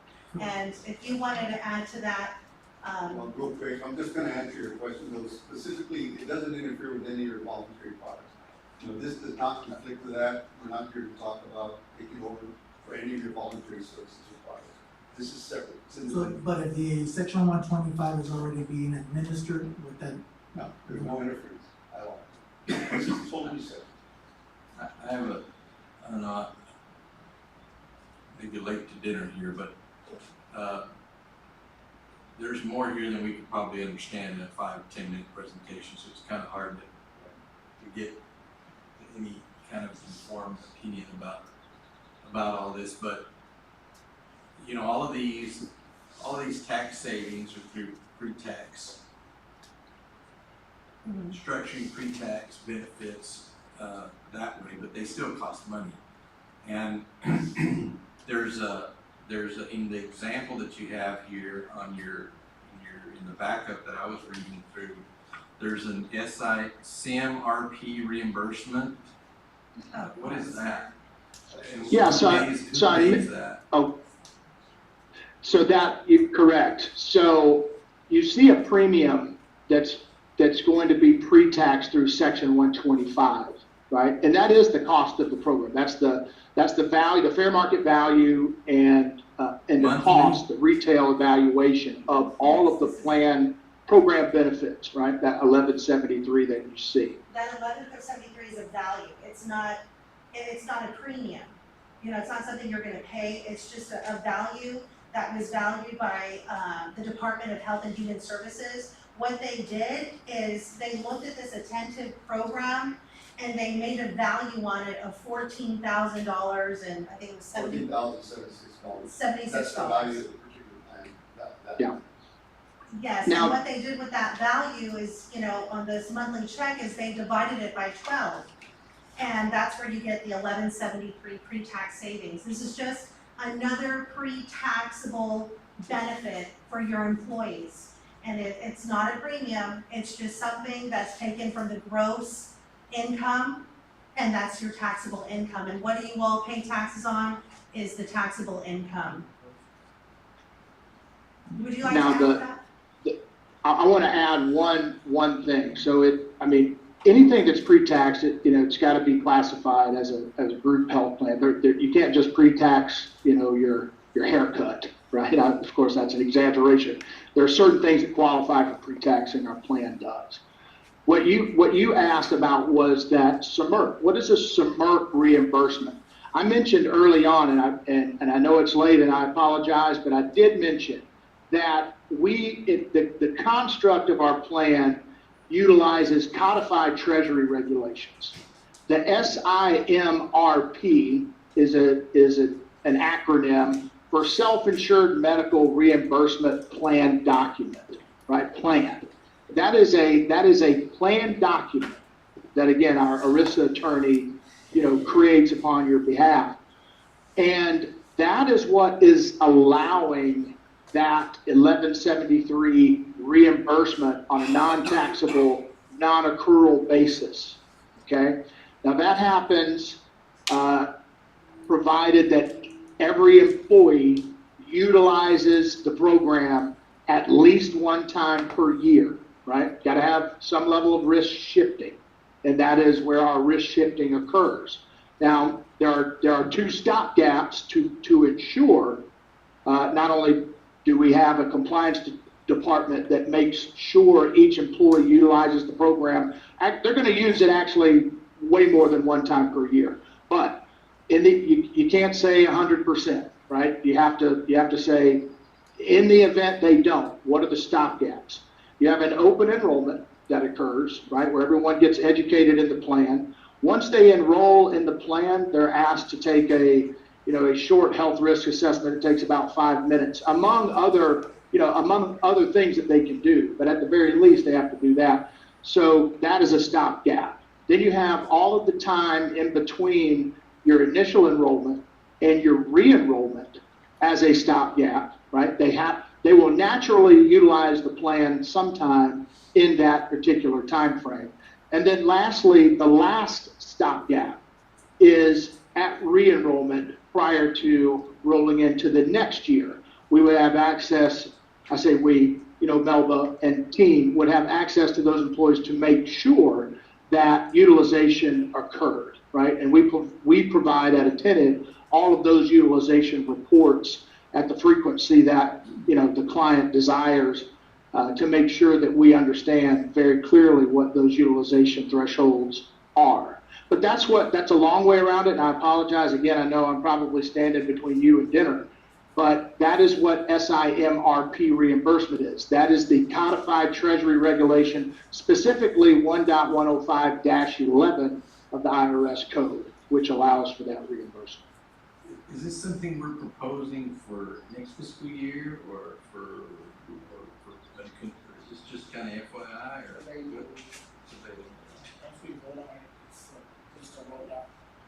I mean, I guess I just try to oversimplify it for myself here. At the end of the day, it's not gonna cost us anything up front. And the Absolutely city, not. and the city and the employee are gonna benefit. We're not going to offend, step on toes, get rid of any current insurance that we have. And you right now are just explaining to us the lack of risk or the small risk that there is what you're explaining to Dr. Saldana's question, correct? Yes, sir, that is absolutely correct. It's not a gimme. Colby mentioned earlier some companies that that don't do it right. And there's some guidance around, not everybody, you have to do it. Let me say this also, you have to qualify, right? You have to be a W-2 employee, you have to work 30 hours a week. And you've got to have group medical coverage, right? Whether it's through the city, whether it's through a spouse, or if they're under the age of, 26 and on their parents' plan. So they have to qualify. So it's not a gimme. There is that level of risk shifting, like I said. They have to utilize the program at least one time per year. And those are compliance protocols that are set forth, not by us, but from the Affordable Care Act is one, specifically, 42 Code 300 GG4J3C. I don't want to bore you with the detail, but there are specific protocols that have to be set and followed. But we make them as easy as we can possibly make them, and we measure those. We watch those metrics. So that's exactly. I like the simplification question, because that's who I am. I'm a simplified guy. And the easiest way for me to explain it is, this is a $14,000 tax deduction that each employee gets to take and they get to keep. And unlike when they do their 1090 or 1040 easy at the end of the year, when they get to take a standard deduction of $12,500 or whatever it is, they don't have to pay taxes on that, but you don't get to forego payroll tax on that either. With this, you don't have to pay payroll taxes on that $14,000. They get to take a $14,000 tax deduction, and you don't have to pay taxes on it. And all you have to do is put this wellness program in place. That's the hoop that the government wants you to jump through. I just did a meeting with the CEO of Whole Foods. They've got 92,000 employees. They've already got a wellness program, but they're willing to look at putting something in place, not because they need a wellness program, they're Whole Foods, but because they're gonna save $57 million in payroll tax. And worst case scenario is that, and I guess walk us through there, because everything else sounds good. I guess the only concern is, let's say we have 100 employees and 30 of them don't qualify, right? Or 30 of them don't use it no matter how hard you try, because I know I have that on my phone from the county constantly reminding me to go become a member somewhere or something. And I know why they're doing it, because they need for me to act on it, right? To meet their, whatever they're trying to meet. So I'm guessing that's what we're gonna do. So worst case scenario, walk us through. I'm an employee, I don't follow any of the rules. What happens to me or what happens to the city? The 30 employees that don't qualify don't count against you. Okay. At all. But They a don't count, realization right? of the 70,000 or Right. whatever We it is. just did an enrollment for the National Veterans Outreach Program in San Antonio. Those guys could use anyone they wanted. They chose us. This was a group that was started by Congress in 1947, right? They can use anyone they want. They chose us. They said, hey, we're probably gonna have about 15 people that don't qualify. So it's not a problem. It doesn't count against you if they don't qualify. Also, they said, hey, we've got some people that probably aren't gonna log on to the system at least once. I said, that's not a problem either, because we'll log on to it for them. We'll make sure they utilize it that one time. Guys, this is a game. This is a game that the government has put in place because they figured out that it's cheaper for them to offer you a tax savings than it is for them to keep paying emergency room bills every time little Johnny gets a sniffle and mama takes it to the emergency room. That's all this is. They don't want to pay $10,000 emergency room bills because Johnny stubbed his toe stepping off the curb. They want Johnny to go down to Teledoc and pick up the phone or go to the doc in the box on the corner and it'd be a $50, $75, $80 charge instead of a $10,000 charge. This is just a game, and Attentive knows how to play it. And the only way this changes, the only way these rules fall out of favor is if Congress gets together and votes to change it. And right now, Congress can't agree on the color of the sky. Yeah, I agree with that. All right, well, what do you It's think? always our pre-tax deductions. Does it impact, and I'm not an income tax expert, does it impact any of the contributions that must be done to social or anybody else, social security? No, because social security taxes are, to answer your question, when somebody, wants to claim social security income when they retire, it's based on their salary, it's not based on. On their gross salary. Based It's on on their gross salary. Right. Yeah, this was a big I deal. do real quickly want to answer Dr. Saldana's question, but you were asking about implementation. It's not like your insurance plan or your section 125 plan. There's no particular start date. It's whenever you all decide to go into an agreement with us, it would start the next month, or at the beginning of the following month. So it starts right away. You can put it in place right away. There's no enrollment period during the year when you have to do it. And then we can decide what we wanna do with the cost savings to the city, whether we wanna disperse that. And I will say too, I will ask, I think, Mr. Kirkland mentioned it a while ago, that is trying to put together the proposal. That's something that we would like to try to work with you with. If y'all would allow us to look at that data, I think Mr. Pettis understands this. But if we could look at that data, we could put the proposal together, similar to one of the proposals you see in your handout. There's a proposal there for the National Veterans Group, but we can put those numbers together for you so you can actually see what the possible savings would be. So if the city wanted to help the employee more, Right, that's should we utilize the savings to the city on the tax side, give it to this, and pass it to the employee to cover more of their costs? So they would gain, instead of $150 a month, it could be $250 or $350. Exactly. That's correct. You all, the city would make or earn less, the employee would earn more. So I think, it's here for a decision, but if we don't have a proposal, I think we would be doing ourselves a disservice. So can we, just, move it to the next meeting, is that all right with you all? No, that's. And that way we'll get you the information we need to this week. I thought we had already done it, but, we'll try and get it over to you ASAP so that we can put it in for next meeting. That will work. That way you have the numbers in front of you. You know exactly what the impact's gonna be. Financial impact. And I think we could even give you scenarios. We could do So we scenario give you- 1, 2, and 3. Right, exactly. We could give you scenarios. Well, I personally appreciate you guys coming. I appreciate the lengthy but yet very informative information. I think it would be excellent for the city and the employees. However, like I said, I think it'd be a great idea for Mr. Pettis, our assistant city manager as well, our finance, to kind of get together and run the numbers as far as taxes and what deductibles and all that, what will work and benefit, obviously, for our employees the best. So I think the best decision, like Mayor's saying, was just to kind of hold off on the vote, just to kind of give a better understanding on both parties, a fair opportunity.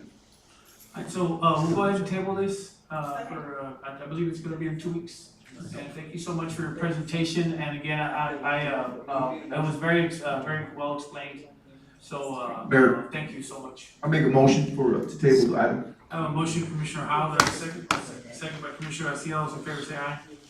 Aye, all those opposed, same sign, we'll table it till, next meeting, thank you so much. Thank you, Appreciate it. Mayor. Thank you, Commission. Thank you. Yes, sir. Also, I'd like to, have a motion to, move, to item 11, executive session. I know we dragged it out a little bit long, but we really need to get back there and release some people, so. Have a motion to move to executive session. I move that we go to executive session. Motion by Dr. Saldana, do you have a second? Second by Commissioner Garcia, all those in favor say aye. Aye, all those opposed, same sign, we're executive session, chapter 5516 Government Code, 551.071, 551.072, deliberated regarding the property, section 551.074, personnel matters, and section 551087, we're in executive session, it is 8:04 p.m.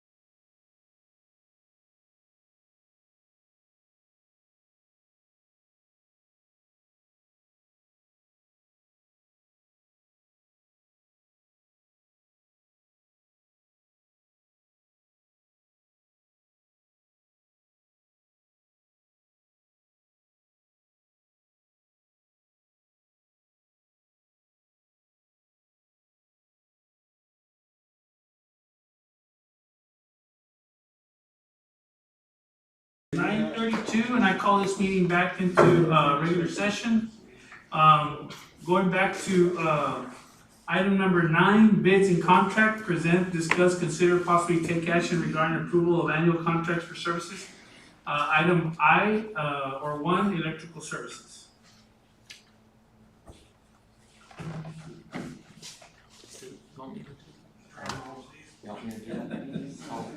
Any volunteers? There comes the first break, so. All right, good evening, Mayor, Commissioners. I haven't looked at the bids at all, I wasn't at the bid opening, I didn't put them out myself or anything. But the intent here is to have a pool of skilled, workers by discipline, right, or companies, I'm sorry. So we have one for electrical services that would cover, anything having to do with electrical in any building that we own. Auto parts, I guess for our fleet maintenance department, the type of parts that we use, that we purchase regularly. Sidewalk and curb repair as well. So one of the challenges that we were going through is we were using, we had a lot of projects going on, and we were using contractors, but we were capped at a certain amount, correct? 50,000 per vendor. If they were to exceed the 50,000, we can't hire them anymore. If they reach that threshold, if we buy $50,000 worth of auto parts from O'Reilly's, we can't spend $50,001. That's against the rules. So we have to put it out for bid and get them into a pool, and then this pool can bid on all these individual projects as the year progresses. Is that a state law? Yes. Yes, it's a Yes, procurement but law. 50,000 per vendor, unless they're part of a public bid. I thought it was 50,000 per situation, like, not just per vendor. It's per, I came to find out per vendor as well. It's per vendor per fiscal year. Right. So if we wanted to spend $100,000 with 2 different vendors buying bumpers, we can? I was under the impression you could As only long buy as- $50,000 of bumpers. As long as it stays under the 50,000, like the 49,999. Right. Otherwise, you have to go out for But bids each to vendor? spend more. For each vendor? Yeah. Or for those products? For each vendor. The issue, Mayor, is, for instance, you have 3 projects. They're $20,000 each. They don't have to be publicly bid because they're under the threshold. But the same vendor wins the 3 bids that you bid out through the finance department or whatever department. Well, you can't give them over 50,000, even though they're individual contracts under 50. I didn't know that rule until the auditor brought it up. But if they're not part of a public bid, you can't pay them. No, I'm very familiar with it, and I only caution you this is because, and maybe the county's different, but we also have a $50,000 limit by statute. But let's say that we spend $49,999 on auto body work. We're done for auto body work. We have to go out for bid for anybody, not only that vendor, but any auto body work is 50,000 also. I'm just saying, make sure, I don't want to get us in a jam, but maybe we'll check on that. It's only if you're using the same vendor for all of your projects. Oh, okay, that's different. Yeah. Okay, alright, great. So are we voting on all the groups that put in for it? Yes. Okay, so we're not deciding on anything, we're just saying we're making a pool with everybody who. Every category is a pool. And then as Public Works needs them, they'll call the pool like, hey, give me a price, you know, if it's something like $10, right, or $50, just an example, or 500. They'll call the pool, and that's, Okay. may not. Go ahead, yes, go ahead. Well, I got several questions. And I did read them. Now, the sidewalk and curb repair, there was a bid tabulation sheet that I saw in there, so it was real nice. And I don't know, I guess if you tell somebody, hey, I want you to build some curbs and some sidewalks, it's a whole lot easier to bid that out because they have something to bid out as opposed to, well, one that I noticed, like the auto parts, well, how do you bid out auto parts? You gotta tell me what you want. And there were other vendors that didn't provide any prices, they just submitted their, looks like they just wrote their name in the blank and turned it in. But how do you approve a bid for somebody that doesn't include a price? Some of the electricians were given a per hour price and their markup percentages and things like that, but, is it your recommendation that we approve those that have responded so far is one question, and the second one is, what if another vendor, comes up down the road and says, hey, I want in on that, do they have to wait until They the have next to wait. cycle? They have to wait, right, and we've actually extended some of these because we weren't getting many responses. I guess, I had only, they only reported back to me that only, like on some bids, only like 2 had submitted. I haven't seen all of them, I'll be honest. But if there's like 10 that submitted, you don't have to approve the 10, maybe, as long as we have a good pool to select from, and that they're reputable, that would be, So we probably need a Well, there's recommendation. 3 electrical, there's 2. So that would be like a good- So you know, something 3. very simple, like Yeah. the sidewalks, square footage, what's the Right, cost of right. concrete and Right, square right. foot, and there's some requirements. On the other parts, what I understood we were gonna look at is, we generally go for brakes, oil, or spark plugs, whatever the main components are, and you say, hey, Mr. Auto Parts A, B, and C, Mr. A, give me an estimate for these parts, Right. and send the same part list to this one, and say, we're looking for the best prices, But what can you assure me? But that's not how they were submitted. I know. And now, what if, and there's another question, let's say we need a set of tires, maybe, or a battery, or I don't know what. And there's 3 that have submitted, so let's pretend for a moment that we accept all 3 into the pool for the sake of giving us 3 options.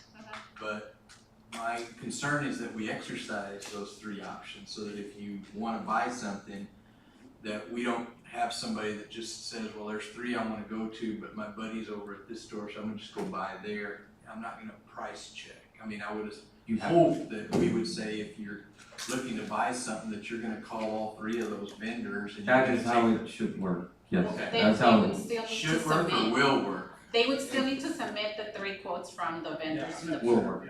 I'm not sure if we got the pool thing right. So there's a difference between selecting a vendor and selecting a pool. The pool allows us to have a designated pool that we're gonna request bids. Right. I understand that, but if you have 3 vendors in that pool, We're gonna, are we gonna request a bid for Yes, each yes, vendor in that yes. pool? Or are we just gonna say, I'm gonna go to one guy because he's in the. we're gonna bid every, and we're gonna have that pool bid on there. Okay, good. That's not how I. That's a pool. The way I understood it was because we can't get the quotes fast enough because not everybody responds. Therefore, you go out for bids. Let's say you're buying tires.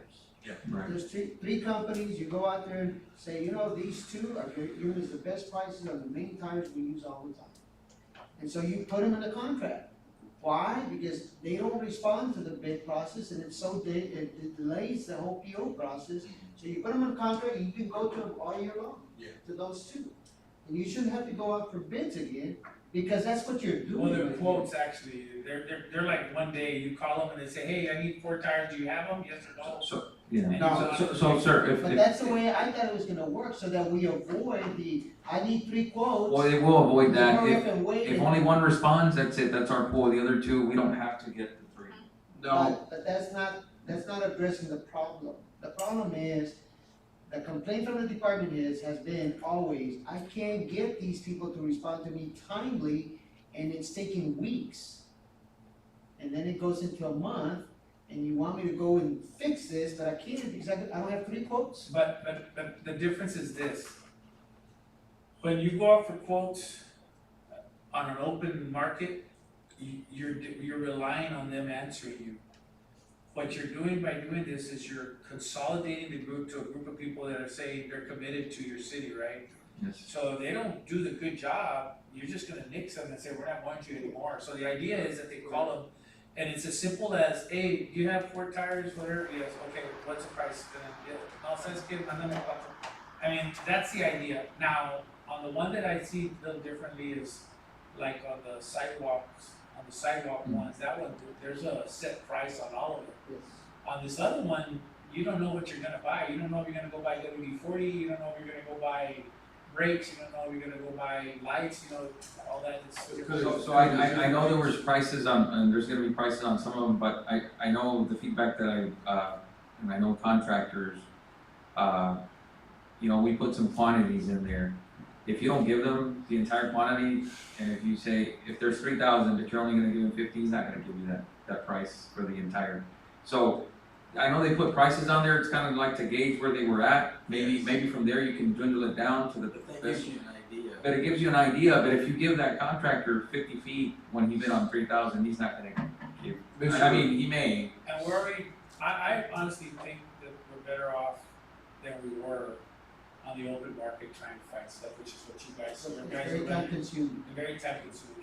This should avoid that, That will, So you're gonna be okay with one quote, yes. one estimate? If the pool doesn't respond. If the pool doesn't respond, we usually, what we tell them, don't wait for them to reply to you 2-3 weeks later. It's like, if you don't get a response by that week, submit the email with the other 2 quotes, Yeah. and that's it, and we process. Now, if Quick it's over question. 50,000, you're gonna have to put it out Yes. for bid. Yes. It's a different world, so all this is doing is making our pool a little smaller. Quick question, Mr. Ramirez, and so at any point, my understanding is we could eliminate or add from the pool? No. So it's gonna be once a year? Once a year. Okay, once a year. And if one of these guys doesn't help us out, That's why we. Okay, so we have so multiple. how small is that pool gonna be though? That's my worry. I mean, are we gonna get a sufficient amount of vendors that just in case somebody's not working out, we have options? Yes, that's the, at least 3 for each category, I would say. And can we extend it to at least 5 or 6? I mean, geez. we haven't had anybody respond. This is We the can't first- extend this is it the beyond third what attempt. responded. They actually had to call people and ask them to Oh. apply. It's But man, we've got a good pool. I mean, we got a No, it's a good, good pool. we got a good No, but pool some of stuff, auto, too. we got a good pool of curb and sidewalk things. We've got 3 electricians. I don't know about a plumber, but, Those are not I in mean, yet. that's a start. Yeah, and keep in mind, And that's a good hunk of the stuff we're gonna be buying. and to keep in mind that if we can't, if none of these people, we can still go We out. can for- still go out okay, for perfect. quotes. This is just trying to help our people and not. Gotcha. Okay, no problem. So then They're if not- we're having issues, then Yes. we're not stuck at that. No, we're not locked into just those 3. Then- If those, then if we'll none be of able those to 3 go out can and- provide what we need, we can go out for quotes. Perfect. Well, then I make a motion to approve them. Okay, I have a motion to approve by Commissioner Dr. Howell, do I have a second? I'll second. Second by Commissioner Aldana, any discussion? All those in favor say aye. Aye. Aye, motion carries, and I'm sorry to wait so long, but we're talking about, 1, 2, and 3, correct? Is that what you're saying? Yes, sir. Is that good enough?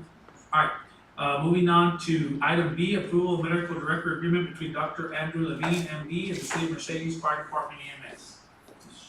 Mayor and council, I reviewed this contract, we edited it and included a few provisions pursuant to the Health and Safety Code, Chapter 773 of Emergency Medical Services, and my recommendation is approved. Make a motion to approve. Motion by Commissioner Garcia, second by Commissioner Martinez, any discussion? All those in favor say aye. Aye. Aye, all those opposed, same sign, motion carries, moving on to item 10, monthly reports. Anybody got anything good or any questions? Oh, of course. Time before midnight. Can we set some coffee, please? Starbucks, Mercedes. Let's see, we had, I committed all this to memory, you'll be happy to know that.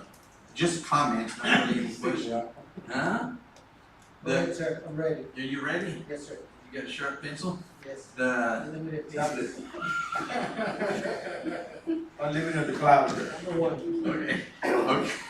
These are little, I love the PD report. What I'd like to see though is a little something about what's going on in the PD, like in almost like in a narrative format, like is there training, is there, some strategic purchases that have been made, anything related to staffing, just not a lot, but just something to give you a kind of an idea of what's happening at the police department. We hired 3 new officers, we this, that, we've got somebody just, I don't know, maybe I'm We'll take a stab at it. yeah, take a step, there you go. Yeah, what's that? Yeah, okay. Number 2? The Duly noted.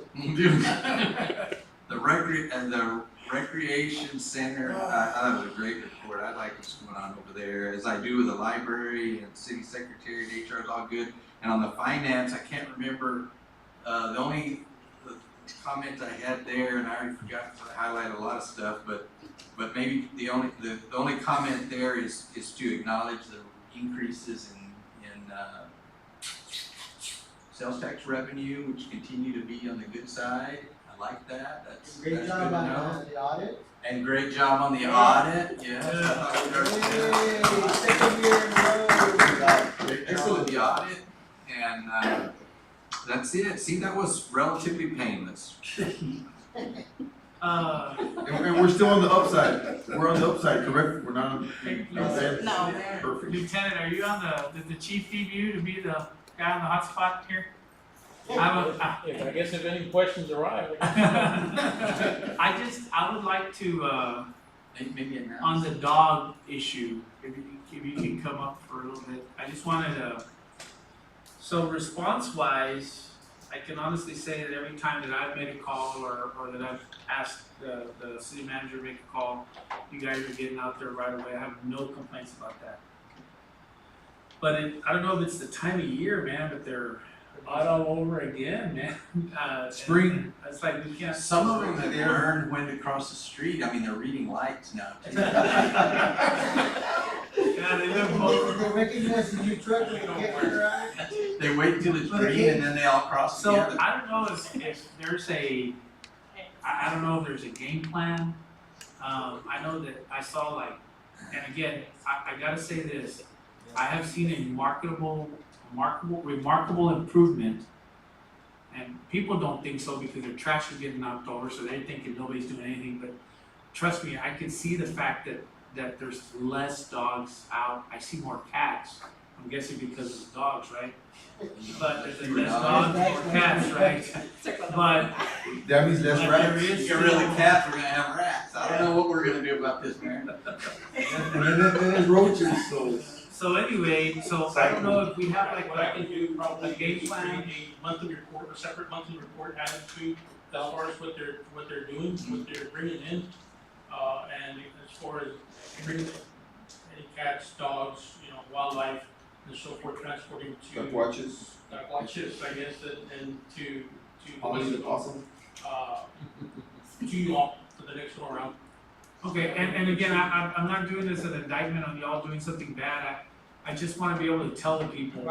Yeah, cause actually when I tell people that we're picking up, and I don't know if it's still the same number, I know at one time we're picking up 60, 65 dogs. I can bring you some stats and figures. I love that too. I love stats. And that was it too. So yeah, okay, so yeah, the lieutenant loves that stuff. So I just wanted to tell you that we do see an improvement. We've talked about it here. Dog bites looks like they've gone down significantly. I don't get the same complaints. So that's very positive too. But like I said, I just don't know if maybe we can come up on top of the list that you're gonna make us is maybe some strategic planning, maybe some volunteering. I think we need to revisit the thing about, can we spay and neuter dogs for a certain price? I know that it fires up when there's a lot of animals and it kind of dies down a little bit. And as a matter of fact, this coming up in April, there are 2 new dog catchers are going to be set up for training to get certified this coming month. What? And for the basic animal care, for animal control. Yeah, it's not called animal control anymore, it's called animal care. Yes, so. Yeah, so they are being set up to go out for training to get certified to that. All right, well, I appreciate it, and thank you for letting me put you on the spot, but like I said, if I could, maybe give us an idea so that we can tell people any strategic planning or stuff like that. I know that one time we called and you guys had tiny little cages. I know y'all were gonna buy some bigger ones for traps, some bigger traps for the dogs. I don't know if you guys have been able to get them or hit us up, in other words, don't leave it to just, well, there's no money, because it is a problem, so I don't know if we have big traps. I don't know if you can check on that, I know they were gonna go buy a couple. I don't know if they 6 foot were- traps. 6 foot traps? Yeah, we had a call of somebody, this is no joke, they had a We big need old lab nets. over by his house. We need nets And for they the had a- cats. they had a We can't do little it in one bitty, cage at a It was a little cage like that, where the dog wouldn't fit in there, right, so I don't know if we got For from my bigger helicopter. ones. I'll get back onto you on that. Alright, thank you, Lieutenant, that's all I got. You're referring to cages to capture Capture, animals traps, traps. at the resident level, Yes. not for them to carry, because they No. have the truck with the cage. No, you Like gotta- for checkout purposes, you mean, or? Yes, yeah, people call and ask for traps, I know we used to do it before, I know it sounds ugly, it's not as bad as it sounds, right? It doesn't capture them by the neck or anything, it's just a cage. And, I know it's very effective, yeah, it's very effective those traps are pretty effective, if we can get them out there and put them out where they belong. And especially now that we have a policy that says that you gotta keep your dog inside. Before it was like, well, we trapped the neighbor's dog, because they were, they had a collar and stuff, but now that dog should be inside, right? So potentially it should be walking around. So that's the kind of stuff if you could, ask the chief, we all discuss it about yourself and see. Alright, thank you, Lieutenant, appreciate it. That's all I got. Anybody got anything else? Moving on to executive session, I believe, there's no action on A, B, and C. However, we have, items D and E that I believe we require some action. Yes, Mr. Mayor, I have a motion I'd like to make, that we, direct legal counsel and the city manager to approve a settlement agreement with Mercedes Investments LP and prepare and execute all documents associated with that as discussed in executive session. I have a motion by Commissioner, Dr. Saldana, I have a second by Commissioner Garcia. All those in favor say aye. Aye. Aye, all those opposed, same sign. Motion carries. That's item D, correct? Or did you take D? D and E. Alright, so that would be item D and E. And the next item is adjournment. Motion. Motion by Commissioner Martinez. Second. Second by Commissioner Garcia. All those in favor say aye. Aye, all those opposed, same sign. Motion carries. We're adjourned. It is 9:53 p.m. God bless.